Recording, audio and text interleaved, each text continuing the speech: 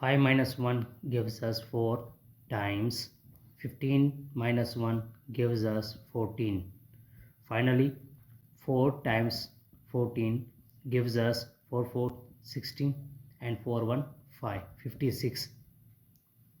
But this answer is not correct, because according to order of operation, first we do parenthesis, then exponent, then multiplication or division, then addition or subtraction. And remember that multiplication and divisions have equal priority, and we have worked from left to right. Same applies addition and subtraction. So in this expression, one is subtraction, another is parenthesis, inside the parenthesis also subtraction, and inside and outside there is multiplication. So first we do parenthesis, then multiplication, after that subtraction. So first we do parenthesis.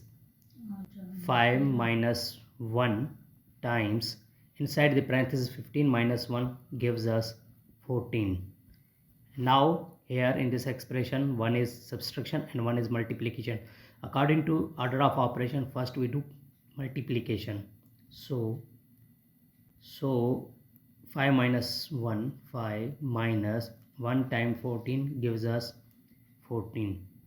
And finally 5 minus 14 gives us minus 9.